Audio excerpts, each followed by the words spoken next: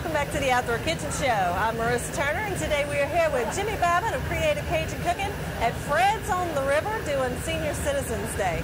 Now, Jimmy, you cooking up some stuff, huh? Oh, yeah, we got a whole mess of goodies today.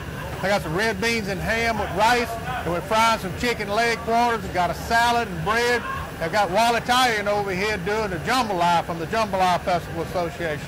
Yeah, we're going to be talking to the Ascension Parish tourism folks today, and we'll be talking to Mr. Wally, see what his secret ingredient is for jambalaya. And Jimmy, you working hard today because it's hot outside. You got 80 pounds of chicken leg quarters in each fryer. That's 25 gallons of hog fat, what we're using today, because they got them cracklings going over yonder. So we got to keep it all in the same tune with the hog, the other white meat. Woo, Lord, that's going to be some good chicken. Now, Jimmy, if somebody requests it, if you're doing a catering job or something like that, and somebody requests that chicken fried in hog fat, can you do that? Oh, yeah. We can take care of the hog fat. We can take care of regular frying oil, peanut oil, whatever kind of oil you need. That's right. We can even make it healthy. You can put it on your big old smoker, too. That's right. Throw it in that big pit and do 1,000 pounds of leg quarters at a time. All right. Now, we're going to let you get to cooking. We're going to walk around and see what's going on here at Fred's on the River. There's a crackling cooking contest for the folks who work at Fred's on the River. There's plenty bands playing and lots of people dancing. Now, some of the food's about to come up, so let's go check on that.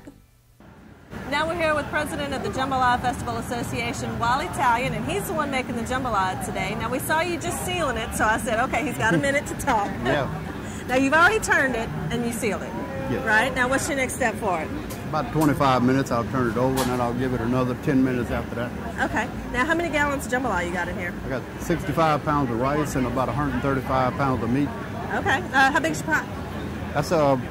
It's actually a 40-gallon pot. It's called a buffalo. The pot weighs about 160 pounds empty. That's going to be a lot of jambalaya, but there's going to be a lot of people here at Senior Citizens Day.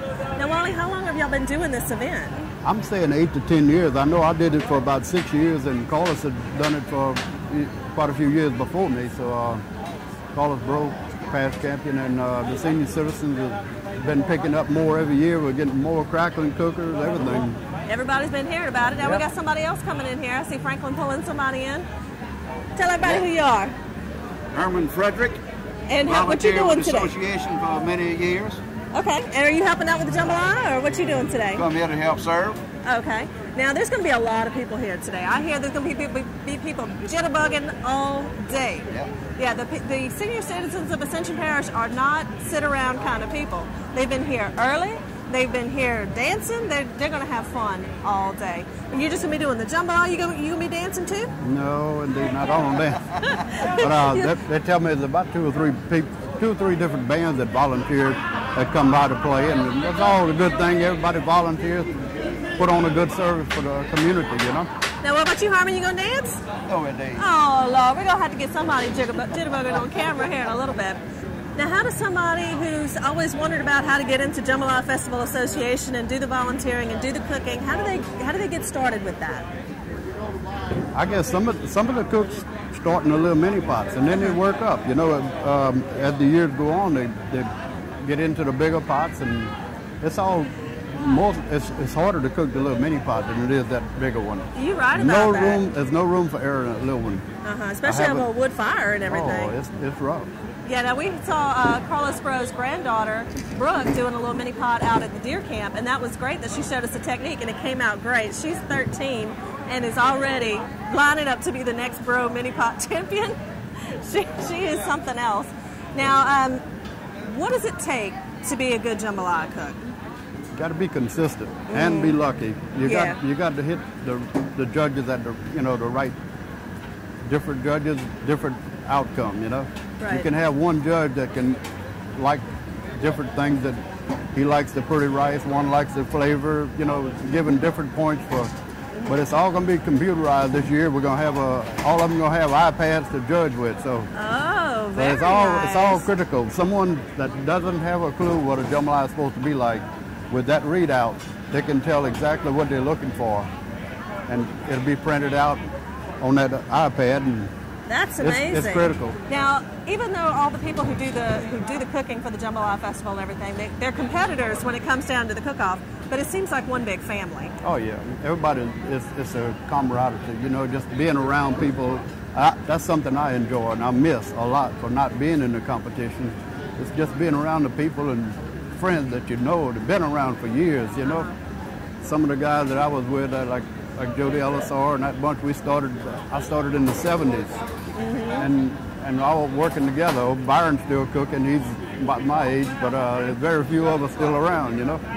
Now, Herman, do you do the cooking too, or do you just you volunteer for the different events? I volunteer. Okay, what kind of events have you done where you volunteer? Jambalaya festivals, the Swamp Pop Festival, we put on a cooking contest. All your charity cookouts like the prayer day a week or so ago, we'll help serve.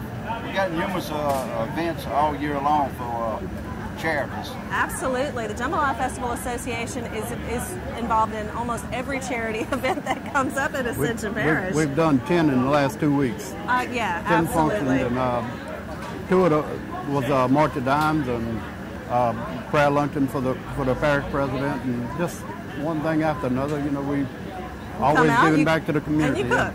Absolutely. For more information or for volunteer opportunities, check out their website. Now we're here with one of the crackling cooks. This is Huey Jacob and his helper Don Saunier. He said Super Saunier. Don Supercoon Saunier. There we go. Absolutely. How much cracklings you got going on in here? 50 pounds. 50 pounds. Now you've had to cook this down for a while, right? Yeah, we've been cooking for probably about 2 hours. It takes a while with cracklings because it's all got to render down and it fries in its own fat. Yeah. And then what do you You sound like you know a lot about this. Well, you know, we have done this at the deer camp a couple of times. Wow. I haven't been able to cook it myself just yet because I'm scared to mess up 50 pounds worth of cracklings. Nah, it's not that hard, really. Yeah, just render the fat down.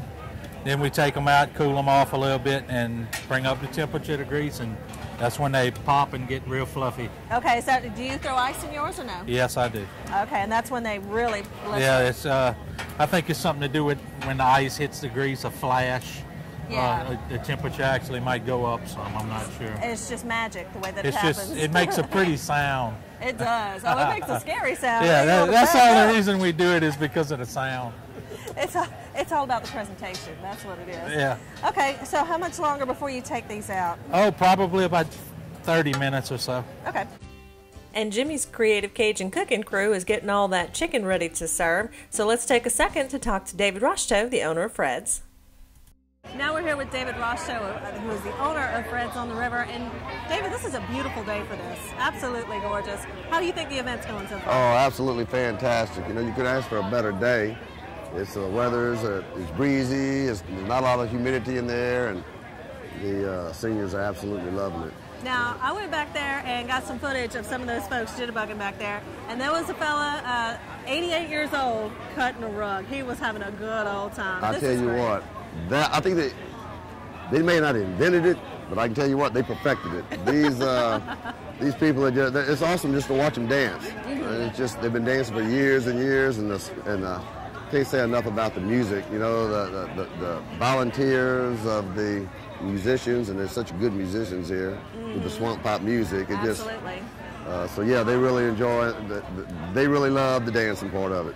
And yeah, the cracklings. We got 3 crackling teams cooking here. And so the winner of the crackling contest gets a $500. Oh, I didn't know. Wins $500, and they contribute $250 back to the senior citizens for next year. Oh, well, there you go. You know, and I can't say enough about the people that have donated. It wouldn't be possible. This wouldn't be possible if it wasn't for all the businesses that donate. Everything that is here has been donated. And that's what makes this event so much fun for the senior citizens. Now stay tuned. We'll be right back.